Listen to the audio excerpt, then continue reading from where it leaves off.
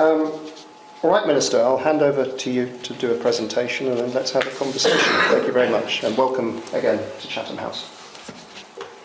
Thank you very much for your very kind welcome and good morning to you all.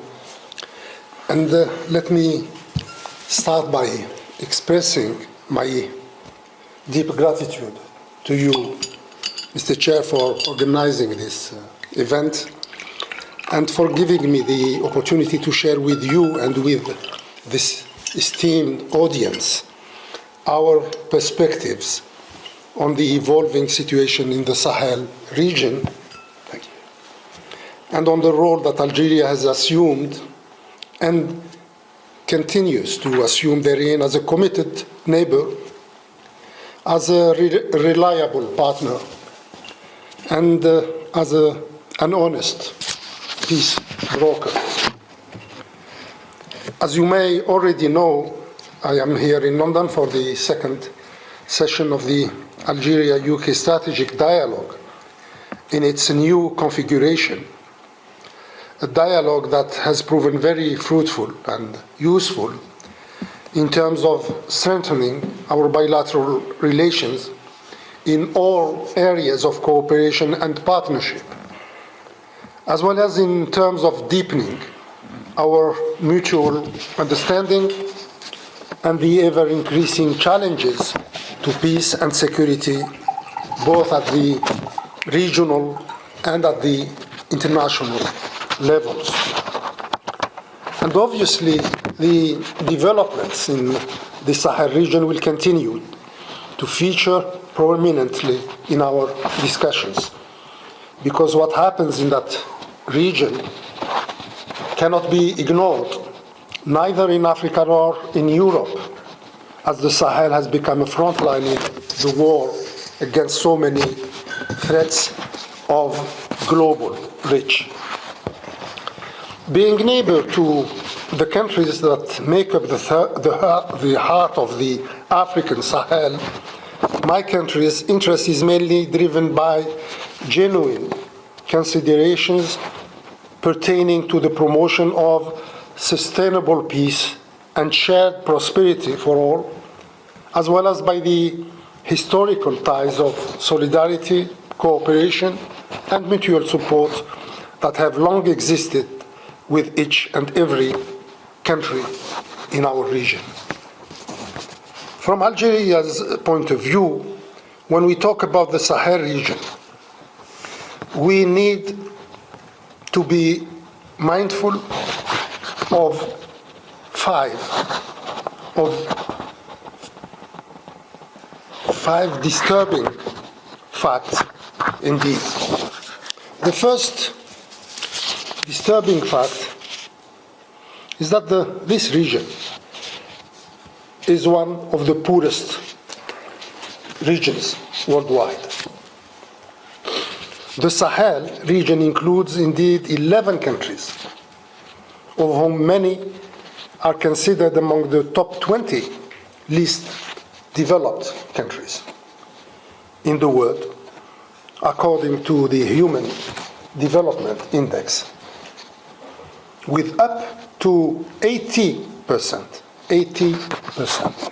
of its people living on less than $2 a day. Poverty is more widespread in the Sahel than in any other part of Africa.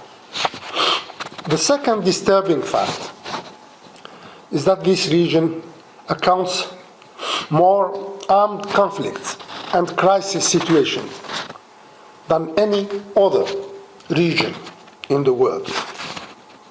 The global overview of the Sahel displays currently what I call personally an arc of fire that stretches from the Red Sea to the Atlantic Ocean, with many armed conflicts and multi-dimensional crises that continue to mar countries like Sudan, Chad, Libya, Niger, Burkina Faso, Guinea, Mali, and Western Sahara.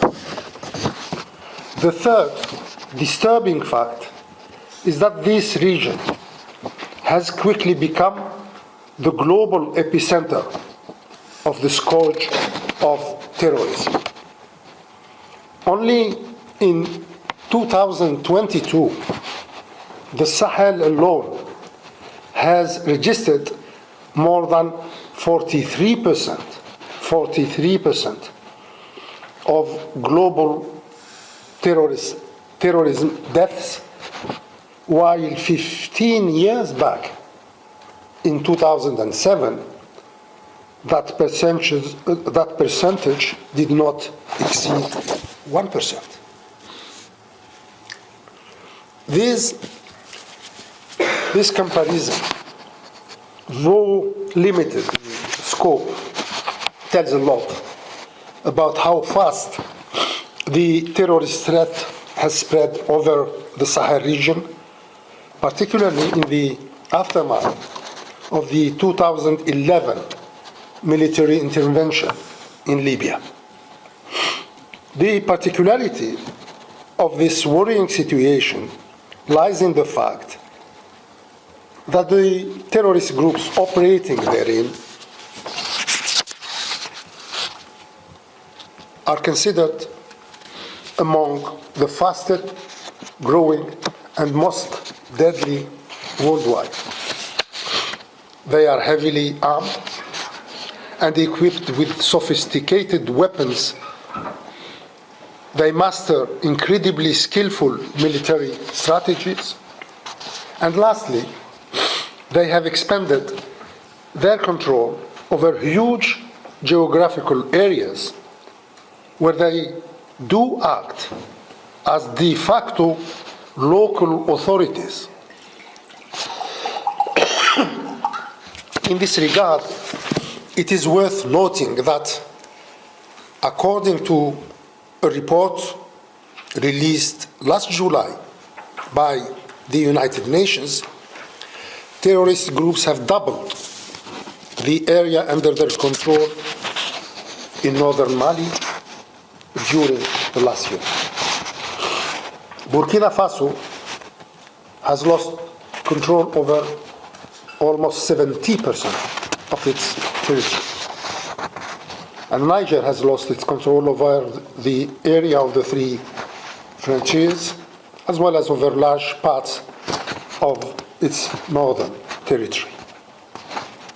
Furthermore, in the context of MINUSMA's withdrawal from Mali and the dismantling of other regional security arrangements, G5 and Barkhane operations, terrorist groups will have more opportunities to fortify their strongholds within Mali, Niger, and Burkina Faso, as well as within the Liptako-Gouma region, which borders the three countries, while expanding their influence in the southern region. Neighboring countries like Ghana, Togo, and Benin have already started to feel the threat and the added pressure exerted by emboldened terrorist groups.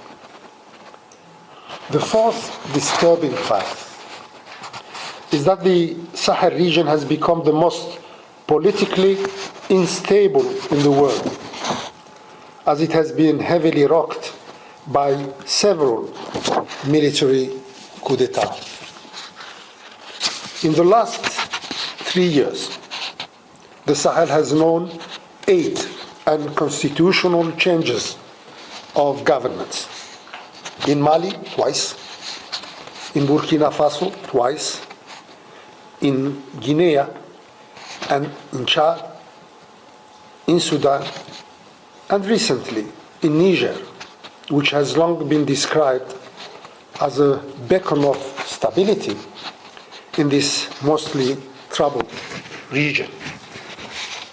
In all these 3 countries, military governments are still in power, and the promised political transitions are completely stalled, at least in the short term. This situation has created unprecedented challenges, not only for the concerned countries themselves, but also for the entire region, as it threatens to blow the harmony between the countries of this most balkanized region in Africa. The fifth and last disturbing fact is that the Sahel region has recently become another stage of geopolitical competition between international major powers. We have all seen how the change in the region's political outlook has affected relations with external factors who have rival interests and conflicting agendas on the ground. This development adds more complexity to the situation, as it would further undermine prospects for achieving sustainable peace, political stability, and economic growth. This is the overall context in which Algeria carries out its role as a stabilizing force in the Sahel region through an active diplomacy for promoting peace and development. In this regard, and based on the principles that shape the identity of its foreign policy, notably non-interference in internal affairs, peaceful settlement of conflicts, cooperation, and solidarity with countries in need, Algeria's efforts have been structured around three main pillars. Firstly, undertaking mediations to put an end to political crisis and armed conflicts. Secondly, spearheading regional cooperation in the face of transborder threats. And thirdly, supporting development projects in neighboring countries of the Sahel region. Concerning Algeria's mediation efforts, I would like to recall that since the early 90s, Algeria has been actively engaged in peaceful resolution of crises and conflicts in the region. In the Republic of Mali alone, Algeria has undertaken many successful mediations which have led to the conclusion of 4 peace agreements between the central government in Bamako and the Tuareg movements in the north of the country. These agreements are the Tamanrasset Accord of 1991, the National Pact of 1992, the Algiers Accord of 2006, and lastly, the Algiers Agreement of 2015, which is still in force, as none of the signatory parties has denounced it so far, despite the ongoing challenges on the ground. The current situation in the north of Mali is indeed threatening to jeopardize all the achievements of the 2015 agreement against the background of the vacuum created by the withdrawal of the UN mission, MINUSMA. In its capacity as the leader of the international mediation and chair of the monitoring committee for this agreement, Algeria continues to plead with all the parties involved in the ongoing military confrontations that the current situation will not benefit any of them but the terrorist groups. Our work, therefore, continues unabated to convince all the parties to return to the negotiating table with the aim of seeking a compromise that will preserve the peace dividends of the 2015 2015 agreement. In the Republic of Niger, Algeria has served as one of the mediators involved to help resolve the crisis that erupted in 1994 between the central government in Niamey and the Tuareg movements in the north of the country. The talks led to the signing of the Ouagadougou Agreement in October that year. Algeria was also involved in the settlement of crisis situations that this country has experienced throughout its modern history, notably following unconstitutional changes of government that happened therein back in 1974, in 1996, in 1999, and in 2010. And this is why Algeria was the first to propose a comprehensive plan for the political resolution of the crisis that emerged recently in Niger following the coup d'etat of the 26th of July this year. I can certainly go on and brief you on other mediation initiatives undertaken by Algeria in other countries of the Sahel region, further to the extreme east or west. But I prefer to limit myself to these two neighboring countries as they seem to be more pertinent to the subject at hand. However, before concluding on this part, I would like to emphasize the rationale behind Algeria's mediation efforts. And this can be summarized in 3 points. Firstly, military interventions. Military interventions are not the solution in a region that is already facing a myriad of hybrid security crises. Secondly, military interventions can be avoided with intensive diplomatic efforts. And thirdly, political solutions are always possible and within our reach, provided that there is a political will and a genuine commitment to the peaceful settlement of disputes.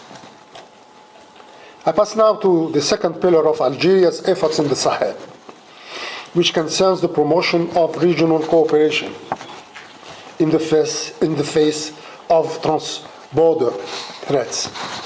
And here I would like to recall that Algeria has always advocated and worked with its neighboring countries for enhancing coordination, strengthening border control, encouraging intelligence sharing, and promoting operational coordination in the fight against terrorism and transnational organized crime. And these efforts have led to the establishment in 2010 of a joint military operation structure known as the CEMOC, as well as to the creation of a joint intelligence cell known as the Fusion and Liaison Unit for the Sahel. The CEMOC was planned to serve as a privileged regional mechanism for cooperation in the fight against terrorism. However, this objective was thwarted by the foreign military intervention undertaken in Mali during the same period, as well as by the emergence later of a competing regional mechanism, the G5 Sahel. In the context of the worrying proportions taken by the threat of terrorism in the region, Algeria has taken the initiative recently to reactivate the CEMOC by proposing a new mandate to this military structure that includes notably joint patrols, joint operational activities in the fight against terrorism. Negotiations on these projects are still ongoing among the 4 countries of the CEMOC: Algeria, Mali, Mauritania, and Niger. Lastly, I will touch on the 3rd pillar of Algeria's stabilizing effort in the Sahel, which has to do with supporting the implementation of development projects. Algeria's engagement in this area is underpinned by our firm conviction that there can be no peace without development. And I can tell you with much confidence that the nexus between peace and development is more pertinent in the Sahel region than in any other region of the world. In addition to humanitarian actions, debt cancellation, scholarships programs, and other solidarity initiatives, Algeria's efforts have recently focused on what is commonly known as quick impact projects. These include financing and implementing projects of primary schools, health centers, water drilling, electricity grid, and vocational training. Our modest, very modest experience has amply proven that these 5 essential services, while being the most needed in the region, are more effective and efficient in helping the concerned populations settle down and avoid the perils of illegal migration. Building on this experience, and through the National Agency of International Cooperation and Solidarity and Development, we have been engaged in serious talks with many European partners to seek support for the implementation of these kinds of development projects in countries of the Sahel through triangular cooperation. I will conclude my presentation at this point, and I thank you most sincerely for your kind attention. I hope and I pray that I have been successful in flagging the most pertinent issues, and I look forward to your comments, observations, and questions. And thank you very much.